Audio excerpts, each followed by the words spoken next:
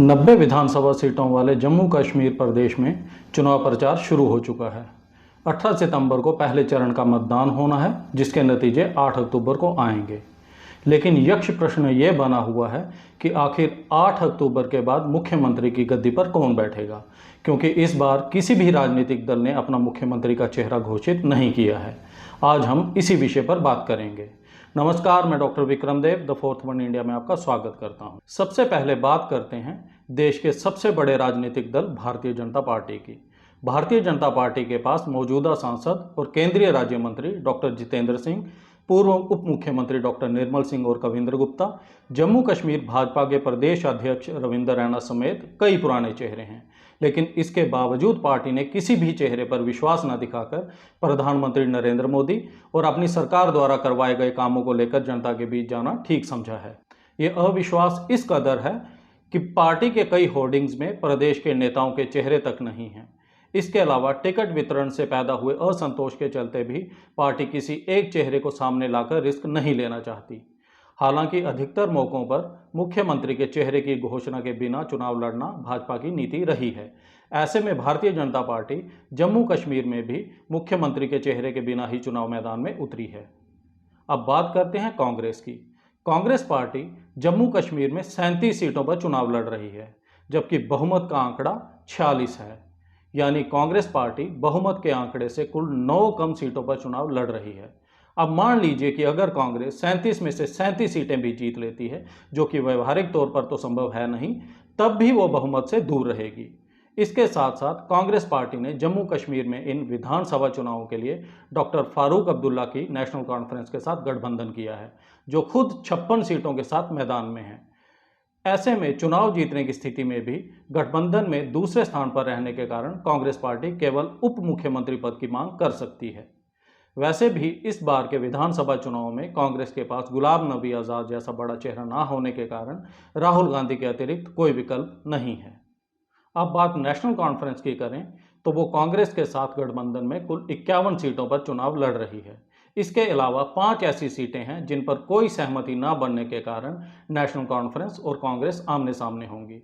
यानी कुल मिलाकर नेशनल कॉन्फ्रेंस 56 सीटों पर चुनाव लड़ेगी। नेशनल कॉन्फ्रेंस का इतिहास रहा है कि अब्दुल्ला परिवार के लोग ही मुख्यमंत्री बनते रहे हैं। फारूक अब्दुल्ला और उनके बेटे उमर अब्दुल्ला दोनों पूर्व में मुख्यमंत्री रह चुके हैं, लेकिन इसके बावजूद नेशनल कॉन्फ्रेंस मुख्यमंत्री चेहरे का खुलकर ऐलान नहीं कर पाई है, जिसका प्रमुख कारण है कि नेशनल कॉन्फ्रेंस में निर्विवाद रूप से फारूक अब्दुल्ला एकमात्र बड़ा चेहरा हैं, लेकिन वो आयु के लगभग 80 वर्ष पार कर चुके हैं। उनके बाद उमर अब्दुल्ला का नंबर आता है।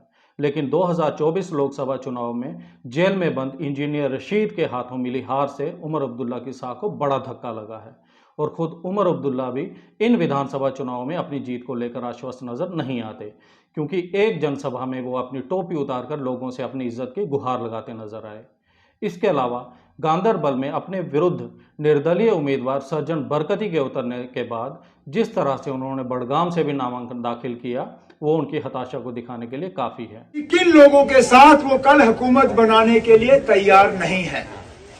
उनमें कई सारी ऐसी पार्टियां हैं जिनका जिक्र ही नहीं हुआ। मतलब ये कि कल को अगर खुदा ना खास्ता उनको मौका मिला, वो इन लोगों के साथ हाथ मिलाएंगे, जिनमें मेरे खिलाफ जो यहां आजाद उम्मीदवार खड़े हैं वो भी शामिल हैं, जिनमें ये अपनी पार्टी, उनका भी जिक्र वजीर दाखिला साहब ने नहीं किया।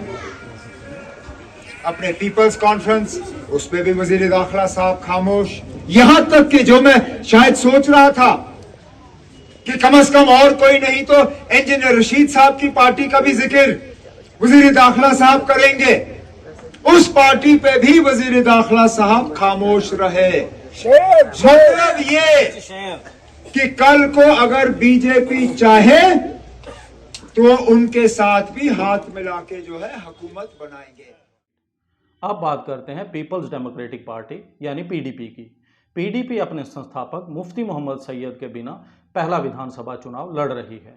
2014 में भारतीय जनता पार्टी के साथ किया गया गठबंधन पीडीपी के लिए घातक सिद्ध हुआ, जिसके बाद पार्टी के कई बड़े नेता पार्टी का साथ छोड़ चुके हैं। पार्टी का पारंपरिक वोट बैंक भी खिसका है। 2024 के लोकसभा चुनाव में भी पीडीपी को अपने जनाधार वाले कश्मीर संभाग में उम्मीद के मुताबिक सफलता नहीं मिली और पार्टी अभी इस हार से बाहर नहीं निकल पाई है। ऐसे में पीडीपी अपने संस्थापक मुफ्ती मोहम्मद सैयद के चेहरे के साथ ही चुनाव लड़ रही है। इसके अलावा पार्टी सुप्रीमो महबूबा मुफ्ती खुद भी चुनाव नहीं लड़ रही हैं। उनकी जगह उनकी बेटी इल्तिजा मुफ्ती ने मोर्चा संभाल रखा है।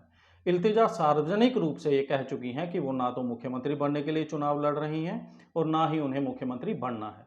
लेकिन पूर्व में कांग्रेस और भाजपा दोनों को समर्थन दे चुकी पीडीपी इस बार भी किंग मेकर की भूमिका निभाने का दावा कर रही है।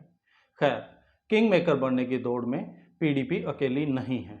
अल्ताफ बुखारी की अपनी पार्टी, सज्जाद लोन की पीपल्स कॉन्फ्रेंस, इंजीनियर रशीद की अवामी इत्तेहाद पार्टी, गुलाम नबी आज़ाद की डेमोक्रेटिक प्रोग्रेसिव आज़ाद पार्टी जैसे कई छोटे छोटे दल भी किंग मेकर बनने की उम्मीद में ही चुनाव लड़ रहे हैं।